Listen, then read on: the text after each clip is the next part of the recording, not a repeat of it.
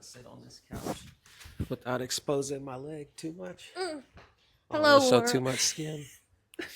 Are you ready? In my trauma podcast, back in Hakeem's new and improved mini house. Mm-hmm. You know the vibes. We're back, and I think we're back for good. Back to regularly scheduled programming. Mm-hmm. Back to mental regularity. This is true. Mm-hmm. I had what Mariah Carey would call a diva fit, one prolonged diva fit, but you got to go through some valleys to reach those peaks. So that's a fact. I'm stronger than I've ever been. It's a fact. Let's see. I mean, we could talk about the obvious. And that is the Trump Elon very public breakup. The very public breakup where Elon says that he's the only reason that Trump won the election.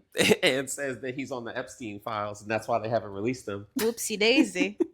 He's talking about light this house on fire. He's messy.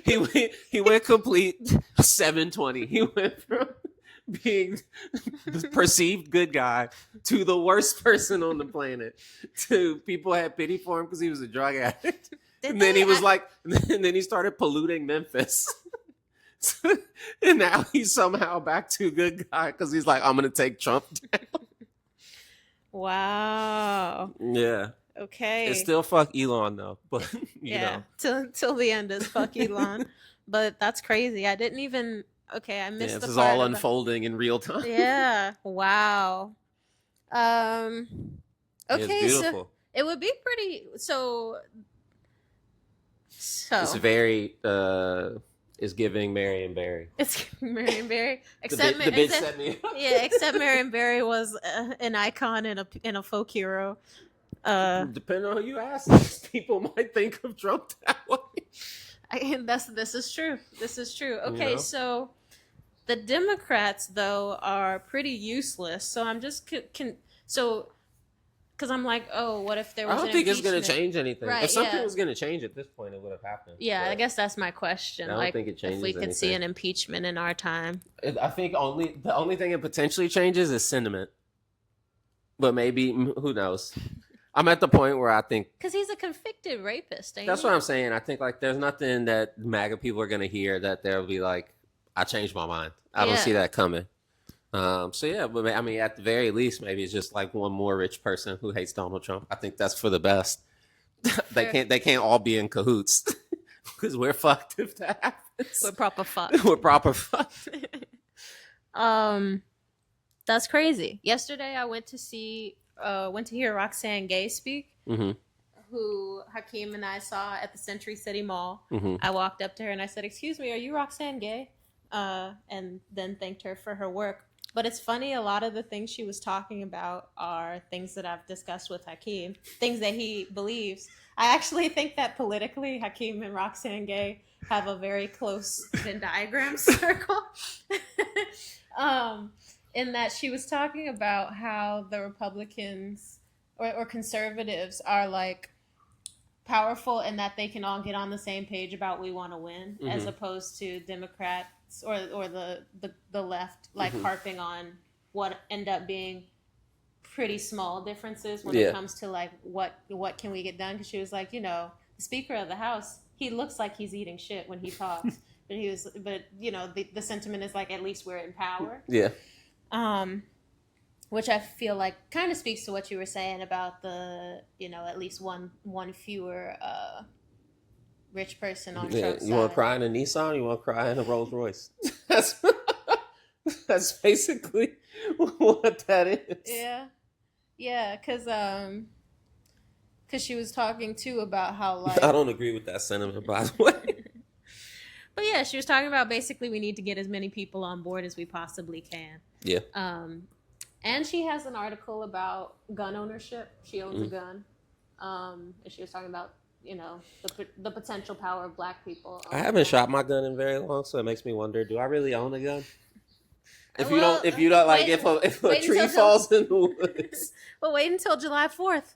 I'm letting it off. When you're shooting it in the sky, I might let it off next January 6th. We'll see. Is that how we celebrate January 6th from now on? Just shooting a gun? Go to yeah, I can't say that. Never. I came self-censoring. Mm-hmm. Yeah. You know, we'll protect the state legislatures. Yeah. Well, yeah, that was your plan, right? Now that all of this is done, you work on revolutionary action. I'm gonna turn that bathroom into an armory, and then we're gonna take over Inglewood, starting with the cemetery. I honestly think, speaking of disgraced mayors, the Inglewood mayor, the things that I hear about him in the newsletter are appalling. Should I run? You may be a newsletter that I never subscribed to, but get the worst news you could possibly imagine. What's his name?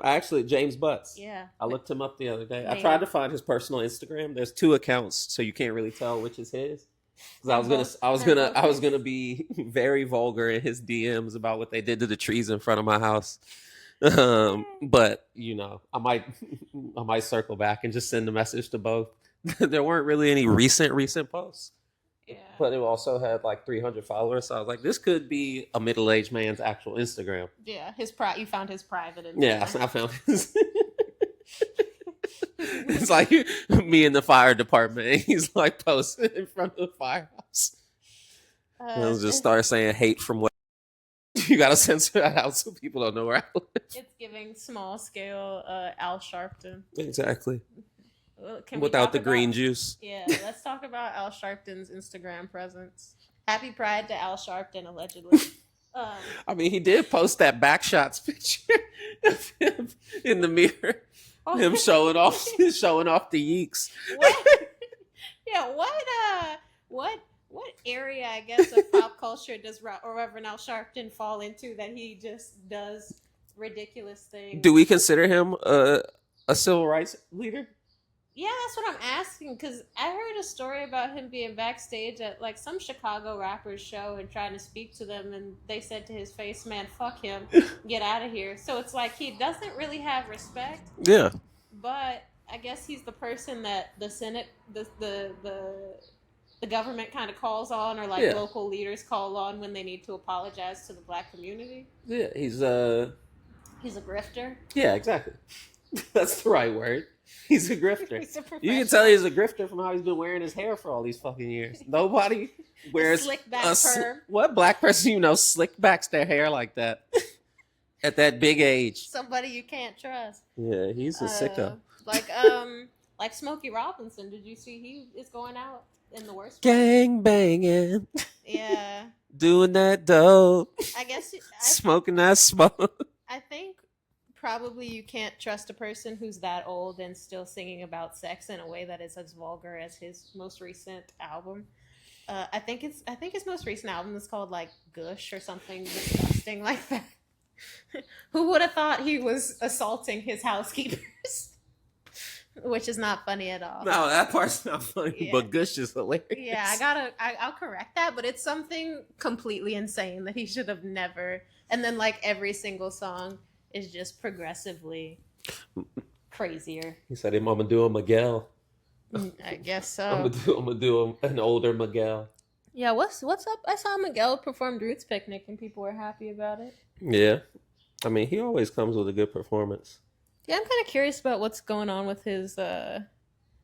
He's an interesting case because he came out and was like, yeah, I was jealous of Frank Ocean. And it apparently took him a long time to get over his jealousy of Frank Ocean. And maybe I guess that's where it went wrong. I think he has 2 great albums. Yeah. Kaleidoscope Dream, and then what's the other one that has Short Thing and I know what you're talking Girl about. with the Tattoo. I don't know what it's called though. I don't know what that's called. But those are 2 very good albums. Yeah, and I guess and that's fine. I think he'll have a cult following forever. Yeah, people will. Not everybody's Frank Ocean, I guess. Yeah, exactly. Everybody can't be Frank Ocean. Fair enough. We went to see Kendrick and SZA in concert. We did. We were blessed to be. It was life-changing. It was. It was an insane concert. It was life-changing. Does that change your opinion on SZA's live performance? No, not at all. I wouldn't pay to see SZA by herself. I just wouldn't do it. But and that's based on her live vocal ability. yeah, I feel like if I'm gonna like I have the same argument with like a lot of rappers why I wouldn't pay to see them live, right? Mm-hmm. It's like I have to know every single word, so I'm gonna want to rap it. But if I don't know every single word and you also aren't really up there rapping the words, like what the hell did I just pay for? What? Yeah, So and I'm not. That's not to say Sis is not singing, but I think there's a lot of auto tune in her mic, okay. so it doesn't Do you really. not feel like you could sing every word of a SZA concert? So, like no, we just went. I would say half the songs that was the Half case, of but them. the other half I was like, eh. And then she gets into her like kind of punk music, you know. You said this isn't for me. That's not for me. I sit down.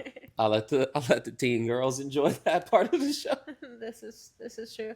I saw a lot of TikToks of kind of couples singing to each other during the concerts, and that was an interesting. So Hakeem was between me and another person we went with, but on the other side of me was a couple, and there was some song that came on, and the woman sat her man down and was like, "You don't do anything. I'm about to dance for you," but was like kind of glancing at me, and I was like, "Well, I don't know what this is about." And then her man just didn't seem that enthusiastic, and it got me thinking about the things that you have to perform in some relationship, like the interest that you might have. I like where this is going, especially like it's just such a funny like and specific situation to be in. Like I'm thinking when your partner is drunk and it's like, well, this isn't fun for me. Yeah, this isn't engaging for me, but I don't want to like I deal with this drunk ass person. I don't want to mess up your bad time, so I'll just indulge this. It's almost like, it's almost like dealing with a little kid. Right, yeah. That's exactly what it is. It's like dealing with a little kid. I was talking to somebody about this the other day, but it's like, how much are you really supposed to? Because I understand, right? A relationship is compromise and meeting somebody in the middle. But like, how much ignoring yourself are you supposed to engage in to make that person feel good? How much do I have to deny myself? That's what at times it's like, am I not a hostage in this situation? Well, I don't know if you watched it, but I sent you a TikTok from a guy, a black guy. I think he's a therapist, but he was talking about how being gifted as a child actually exists on, I don't want to call it, on like not disability, because it's not a disability, and I think even disabilities are, it's a misnomer, but basically it's on the disability spectrum in the sense that no part of society is constructed to engage with somebody who is actually gifted. So it's like you go to work and you're like, what the fuck is going on? And you go to school and it's like the same thing. It's like, but also in dating, because most people are not gifted. Which is, not being presumptuous or whatever, but I thought it was an interesting conversation. Yeah. No, I think as I posed the question, I think the way I posed it was like, at what point are you allowed to say like, hey, you're talking too much, right? Because obviously, because obviously you want the person to feel comfortable enough. He just slowly reaches and grabs the girl's lips close. Obviously you want the person to feel comfortable enough to communicate with you and be open with you, but it's also like, there's a reason all of your thoughts aren't displayed on your forehead. They aren't all supposed to make it out of your mouth. And then I feel like if you don't filter that at all, you're kind of holding the other person hostage. Like, because if I say something, I don't want to hear what you have to say, which isn't what I said. I just said you're saying too much. I do think, not to go all therapist speak, but that does feel like the actions of an anxious person, which is still a them not problem, but it's something that they need to work on. Mm-hmm. I will never forget, I was walking back from campus with one of my friends my senior year of college, and I was talking, and she was like, "You're uncomfortable with silence, huh?" And it hurt my feelings. However, it did cause me to think, and I was like, am I uncomfortable with silence? And why is that? Mm-hmm. And maybe we should work on becoming comfortable with silence, because there's nothing wrong with it, and Mhm. you don't have to talk to make sure somebody is still interested in being your friend or being your whatever it is. Exactly. But I do think that there's probably a good number of people who anxiously feel like, well, as long as I'm talking, that means that they can still tolerate me. But that's not the foundation of a good relationship necessarily. It's not. It's going to drive me insane. Yeah. So. So yeah, maybe that's how I should think about it. Yeah, I do think there are a lot of people who operate in that way. Yeah. But I posed the question to another friend, and she was like, "Well, if it's my person, they kind of like have to just put up with that if that's the way that I am." And I was like, "That's where I think my stance may be a little firmer." Yeah. I feel like if that's your approach to dating, you should be in a relationship. Yeah, because I mean, I think about my response to my friend saying that. Yeah. I do think we all should have a growth mindset of growth mindset is not is like rise and grind. Yeah, well, no. But I'm trying to not misidentify growth mindset, which is like not using I can't language, but like I can, or I'm learning to X. Yeah. But as it relates to how you arrive in a relationship, I don't know that it's ever useful to just be like, well, this is how I am, even if it's to the detriment of the other person. But again, that's just approaching relationships differently, I guess. Because some people just suffer through 50, 60, 70 years. And that's what I'm saying. I'm not built like that. And just build resentment over decades. I'm not built like that. I'm going to lead with my resentment. You get about 2 weeks of just, I'm going to let you do what you want to do. And then after that, nobody's bigger than the program. Hakeem is strict. As they say on TikTok, Hakeem is you're very strict. It's strict over here. It's very strict. It's strict over here. I've been told that.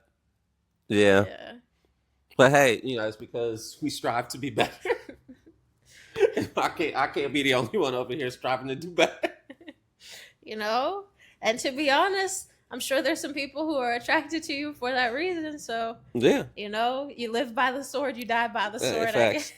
Yes. You can't be mad. It is what it is. You're gonna get some blunt feedback every once in a while. Yeah, I remember I had a therapist who I was talking to when I was dating someone, and she was like, yeah, whatever facade you put up at the beginning of a relationship, it'll only become more intense over the course of the relationship because that's the foundation that you set. I like that. And I think that's why I try and lead with authenticity. Mm-hmm. I try and be my best self because I feel like I can sustain both of those things. I lead with authenticity, but I just know that sometimes my authentic self isn't my best self. Yeah. Sometimes I revert back to the young Hakeem who didn't really know how to talk to people appropriately. And I try to be bigger than that, but sometimes it's hard. Yeah, something came up where I was like, I was having to explain to someone. I was like, yeah, Hakeem he's a kind, good person. He's principled, but he's also cruel. And I was like, yeah, he has a penchant for public shaming, and he is cruel, but he's a good person. And those are just kind of the extremes that you're working between when you engage with him. We all have our things. Hakeem's just kind of cruel. Just a little bit. A little bit petty. Yeah. But I'm working on it every day. Yeah, we all have things to work on. Mm-hmm. I think too that was an interesting, because Roxanne Gay was talking about taking as many people with us as we can, and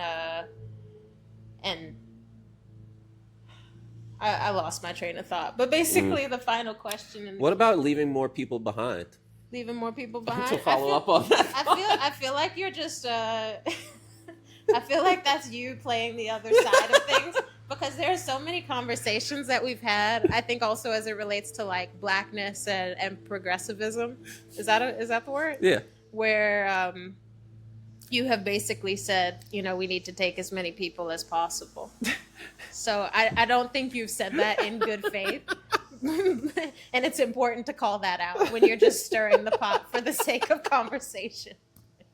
All right, you caught me red-handed. Yeah, she was talking about how critique is critique can be healthy, but it can't be all you do. And I Mm. wanted to ask you, how do you feel? Because I was like, yeah, critique is important. I just don't know if we have great critics right now or enough great critics with a platform. Mm. Interesting. Who do you think are the great critics of I think like some writers, some yeah. working like writers. Okay. I James Baldwin. well, he's not living, No, I right? didn't say living. Oh, okay, yeah. James Baldwin, sure, yeah. Okay. And I'm not as keyed in, right, to public intellectuals right now. I've obviously, because I mentioned her a bunch of times, but Roxane Gay, Hanif Abdurraqib is a writer that I really, really like. And yeah, I think he's smart and has smart things to say. I don't even think he would, that's what I'm saying. I don't think he would call himself a critic. So, Right. like, He's just these a are writer. just, yeah, people with good ideas, people who are smart. Gotcha. But I can't really think of, yeah. And I don't know if you really get famous off of being a critic anymore. Maybe people used to. Maybe it's a lost art. Maybe People stopped hate got made unpopular. They made it unpopular to hate on things. That's why Ellen is in the predicament she's in. It's true. She's just publicly mean and lost her spot. We need to bring back hate. Bring back hate. Legalize hate. Legalize hate. Maybe not. I don't know. Just as long as it's in the right direction, right? It's like spreading misinformation. Like spread the right type of misinformation. Sure. Right? Yeah. Like even if Trump isn't on the Epstein list, like tell everybody he is. He definitely is. He for sure. Oh, come on, he for sure is. If there's one person, look, this is me trying. I'm trying to present a balanced, balanced viewpoint here. Yeah, We can't have anybody flagging us for far left wing thought. Yeah. But yeah, no, I think let's spread that type of information. Right? I saw somebody on TikTok saying that we're officially canceling the shade room as a culture. I think that's fair. Yeah, I've had them blocked, I think, for a couple years now. So I was kind of like, in response to them saying that, though, I was like, yeah, at what point? So one idea that came up yesterday was that you have to hold the line, right? So she was saying, like, she likes gangster rap. Yeah. But also it's inherently patriarchal and misogynist. Mm-hmm. So the more that anyone engages with gangster rap, right, there's gonna be more gangster rap. Mm-hmm. So at what point do you hold the line? Mm-hmm. And I was thinking about that too with like I have been watching the Cameron Mace podcast clips from time to time. I've had to stop watching it. I did too. I used to watch the actual podcast, and then it just got to a point where I was like, yeah, you all aren't really what's the word? It's like the joke has like spun too far, and now the joke is like offensive. Yeah, because they did it's harmful. It's more harmful than it is like helpful. It's really, I won't say the thing that made me stop watching it, but it was like, this is actually appalling. Yeah. But I was even thinking too about just the optics of like that, and I was thinking too of The Breakfast Club, mm-hmm. and Jess Hilarious, if you're familiar or not. It's just like, she's a rampant transphobic person, and we'll just bring it up out of context. But a lot of the arc of her participation in the show over like the last couple months was that she felt like she was being pit against the other black woman on the show, but she's not as smart as the other, like objectively is not as smart, and so felt like, you know, she was being made to feel like her position was threatened. All that to say, like in the context of her just being transphobic out of nowhere for no reason, something that came up yesterday was that she has to feel so disempowered, mm-hmm. like to be fixated on trans women in this way. And I was just, the optics of such big like black media platforms having these kind of like moderators who are not really there for their opinions, but just to like facilitate conversation, be black women who are just so disempowered. Because like her, and then I think on the Cam and Mace podcast, I think about the girl that they have who's younger, significantly younger than them. Yeah. And she's her thing is just kind of to like laugh when they say things. Yeah. Even though it seems like she doesn't agree with them, and probably and if you watch more in the longer format, they definitely do let her provide her. She is kind of the straight man on the show. Yeah. Whenever they go a little too far in one direction, she'll kind of close the segment by being like, "Well, yeah, there are communities, blah blah blah." because she's probably mid-20s. Yeah, like, no, and like college educated. yeah, so Definitely. she provides some of that, but I would imagine if you're not watching the actual podcast, but even with her still doing that, it's still far outweighed by them two being ridiculous. Yeah, and I'm just like, I have to imagine she's biting her tongue significantly, Yeah. even in the way that she participates. So I've been thinking about what we're offering our people as far as Black media is concerned. Mm. And also because it spreads, right? Black media doesn't just get consumed by Black people. As we're trying to save us. Mm-hmm. We're trying to save the media space, trying to provide an alternative. But yeah, there's work to do. There always will be. Yeah, I'm excited to have you, Hakeem and I'll put up the book that we're reading in book club right here. But have you been getting through it? No, because I need you all to set a date for it. I Okay. think the date you said, I'm traveling for a wedding. Well, we could do it during the week if we do it. So we're gonna do it next week. Yeah. All right, I'll finish it by then. Yeah, but it opens basically with the writer in a union meeting, like in Middle America, talking to like a room full of white men about basically how to unite people in unions, and he gets asked the question, "Why can't I say the N word?" And so he like has to has to piece his way through an explanation that doesn't send off alarm bells, I guess, in his audience, but also allows them to get through the rest of the programming. And it's just, yeah, I mean, because the book that we're reading is trying to answer the question, how do you unite the left? And kind of this thing that keeps coming up of like as many people as possible to get what we need to get done, finished. Yeah, I don't know. A lot of people like to follow Hakeem. Maybe, what are your ideas? What are my ideas? If we need you to run for president, if we need you to become president. How do you mean, like, what is my platform I'm running on? I guess so, yeah. What do we need to get done? Universal basic income. Okay. Everybody needs some money in their pocket. Yeah. That is the fastest way to do it. To this day, that's why I think that's why a lot of, like, fringe people who you would have thought should have voted for Trump, like, I think segments of Black men, segments of, just different groups, I think a lot of them did it because they associate, like, PPP loans, right? Like the government was giving away money, Trump did that, blah, blah, blah. It's like, no, it's not really how that happened, but in their brains, that's how it is. And I think you just have to, you go for the things that people need. People need money. Yeah. Figure out a way to put money in people's pockets without, I don't even know what the without is. I don't think there's without. I think it's just you figure out a way to put money in people's pockets, and that's it. We already spend money on a bunch of bullshit. Yeah. I don't disagree with that.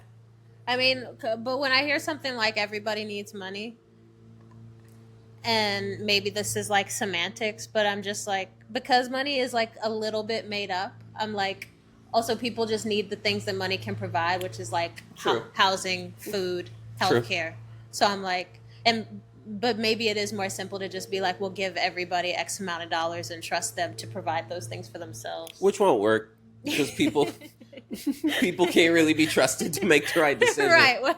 So yeah, you're probably bet more onto something. You have to go universal basic needs, not universal basic income. Yeah. And then once all that is addressed. But the whole thing is, I was having this conversation with somebody recently. Yeah.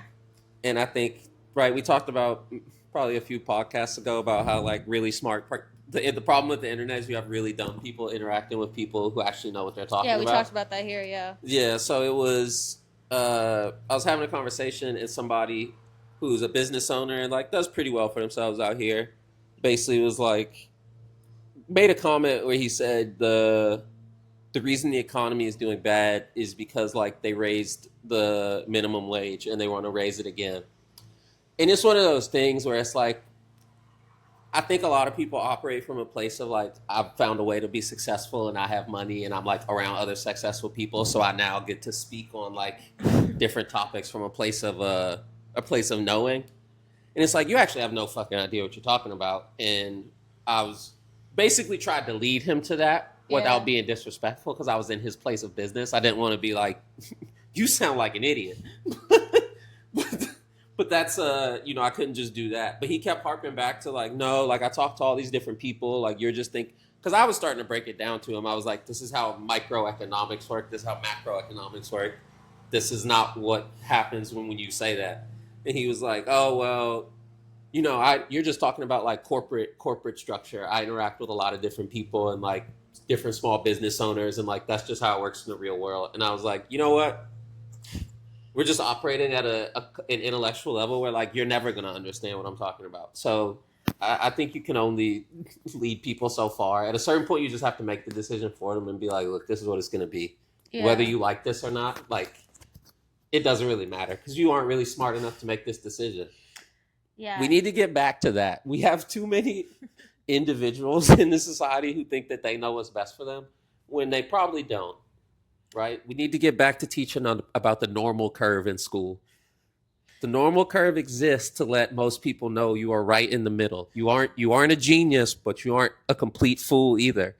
But you shouldn't be making decisions that affect the majority of people. You probably shouldn't be voting, but that's where we are.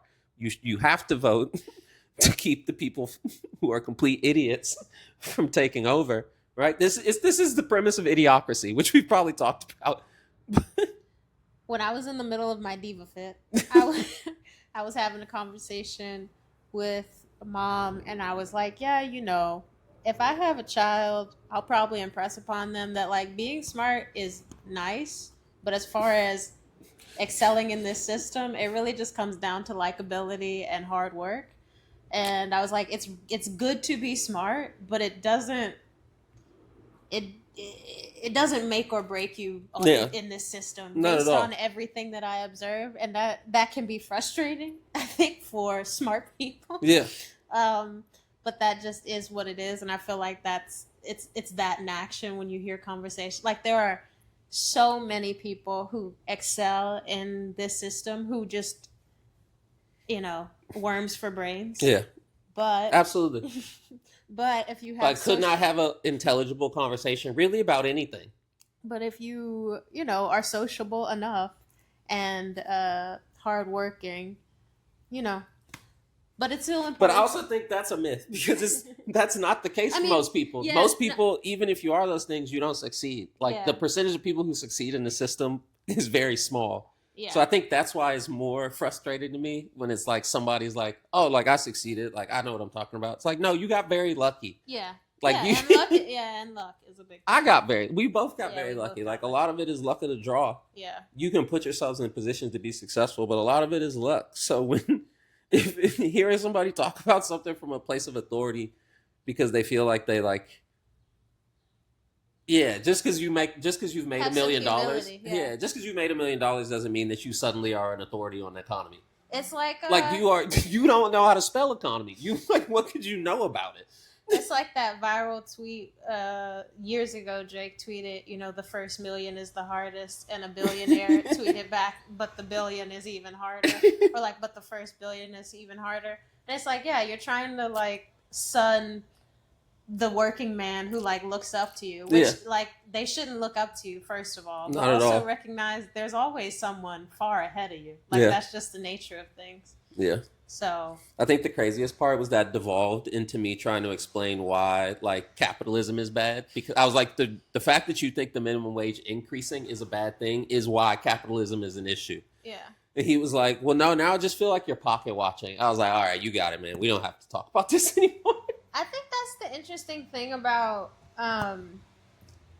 because I don't understand how you could have a conversation with somebody and say that it's unethical for there to be billionaires, like for billionaires to exist, because there genuinely are not enough resources for billionaires to exist and everybody to eat as much as they need to, and that still doesn't land with somebody where they're like, but they worked for it and they employed people, and it's just like, children are starving. Yeah. And even and it's more complex than that, but like how do you just like, if I can't break it, if that simplicity or if that simple explanation doesn't break down for you, then like now we're talking about just your character. Like you don't that's exactly what it is. You're just a bad person. We also need to get back to that. Call people out for being bad people. I think we've gotten to a place And I think this a little bit ties back to the dating conversation we were having before, where people are just like, you have to accept me like this, and like the person who's really my person will just put up with this. It's like, no, you're kind of acting like an ass, and you could be better, but you make a conscious decision not to because it's easy for you to live this way. That's being a bad person. Yeah. And I think people have written that off as like, no, people are just supposed to accept you for who you are. It's like, no, you need to try to be a little bit better. This isn't a fully formed thought, but I was thinking about girls and like Seinfeld and the TV show format that is like a comedy based on like very selfish young white people. It's Always Sunny. Yeah. Where it's like, it was really funny for a while, but like the newer versions of it aren't funny in the same way. Yeah. And so I was trying to think like why that is. And I don't know if it's that they've become too self-aware to the point that it's like they manage to be self-righteous inside the self-awareness. And it's like, well, no, you're still that thing. Yeah. But somehow that all feels tied in the sense of like, I don't know, like you're still selfish. I don't know what it is. And like I don't know if it's harder to mine that for comedy or what. But I don't know. That's a thought for next time, I guess. That is a thought for next time. Yeah.